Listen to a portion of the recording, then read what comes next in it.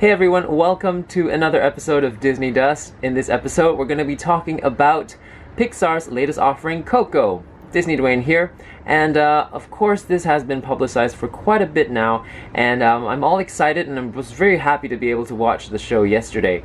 My thoughts, but first we're going to be talking about the short, or rather the whole featurette, which they now call it, because it's actually 21 minutes long and the longest that Pixar's ever done to put in front of before the actual animated feature.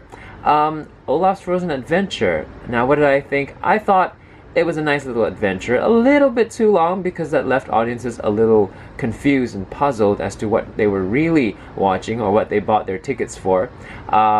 People were muttering and some kids thought it was an advertisement. There was some confusion. In any case, it was wonderful. It's not epic, you know, like any main sort of feature. It was just a little story about Elsa and Anna looking for their Christmas tradition. And also 4 songs were introduced, 2 of which I thought were really lovely. The opening number, as well as the Ballad of Flemingrad, of which you only hear an excerpt of, and if you really want to hear the entire song, you can listen to it on the soundtrack or find it on YouTube. In fact, I'll be doing a cover pretty soon, I think. I really like this song, it's my favorite, and I hope to collaborate with a friend. So that's coming up. All in all, a good, nice adventure to set us up for Christmas. So now let's talk about Coco itself, what Pixar is really offering. So before we get into spoiler territory, let's talk about this really casually. On the surface, and if you don't think too hard about it, I think this movie scores, and it's a wonderful celebration of music and family, and Mexican culture, and some of their traditions as well. So it's a beautiful movie, and also I think Pixar has now reclaimed its name again, well, at least in my book, because Cars 3 and Finding Dory were a little bit off track, I felt, pun intended. And this one actually made me feel so much more and meant so much more, those themes being so strong. When I get into non-spoilers, or rather when I get into spoilers, I will discuss what I thought were flaws in terms of when you do think too hard about how this movie unfolds. But, you know, if you're willing to stick around, we'll explore that. In any case, I thought the voice acting by Anthony Gonzalez, who plays young Miguel, the protagonist, was amazing. He sings very well as well. And this is also Pixar's first film to present so many songs. So that in itself is a very good thing, being a musical theater fanatic. Also, it is not a musical though, because the characters sing songs in a performance context and never in a musical theater context where they are actually singing to each other and trying to communicate through song. The story is pretty straightforward as it unfolds. Miguel follows his passion for music, and in the process of doing that, he also finds out a lot about his family. Very nicely done. Also, please stay till the end credits, because it's a wonderful tribute in line with the theme of what Pixar is trying to do. And now we're going to get into spoiler territory. So this story, although it's pretty linear and it unfolds itself in a very straightforward manner, it's tricky for the script writers because you need to make a lot of things make sense. There are a lot of things happening and they have to make sense in order for us to make it believable. So there are icky moments, but I thought some of them were dealt well and some not. But here are the icky moments that this drilling is going to kill me. This drilling is going to kill me. And some of them not. We'll deal with the ones they managed to deal well enough with that we didn't question. One being, why and how did the family not know who Miguel's great-grandfather was? Also, there is one family member that does know, and why they weren't able to find out is also kind of nicely put into the plot. You know, they gave some sort of justification on why this person didn't in the first place reveal this particular unknown fact about the family.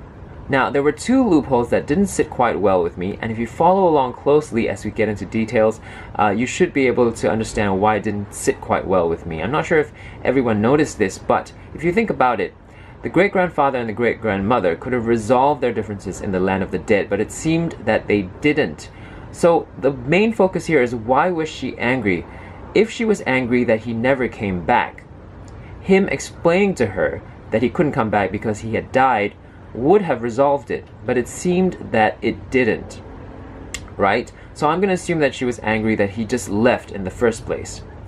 Now, if she was angry just because he left, Now, why would telling her that he died because he was poisoned or whatever make her forgive him for just leaving him, right? That his decision to leave has nothing to do with how he died. But in the movie, she forgave him because the true story came out, and that's a little bit of a weak link for me. Also, second loophole, I'm not exactly sure how Miguel convinced everyone in the land of the living who the bad guy was, you know.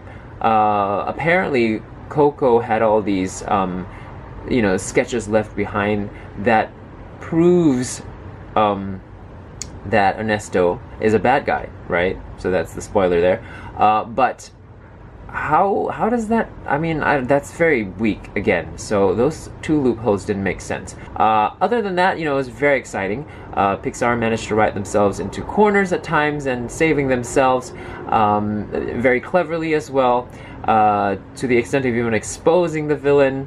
And another eggy task for Pixar was to find a natural way for Miguel's family to change their minds about how they felt about music, both in the land of living and dead. So that was cleverly done.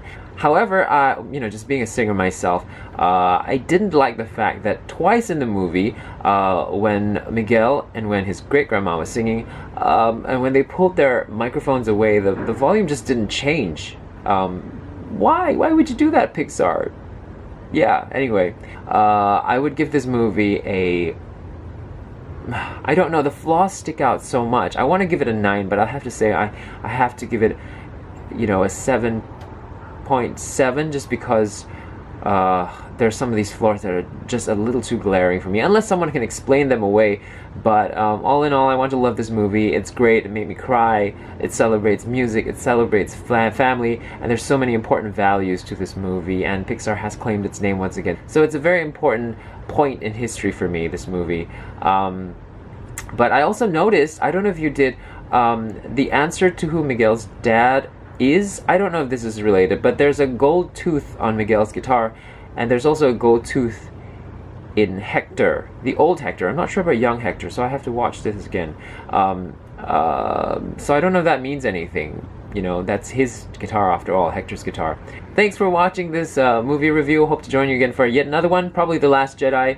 This is DisneyDwayne. Thanks for watching Disney Dust. Take care. Bye.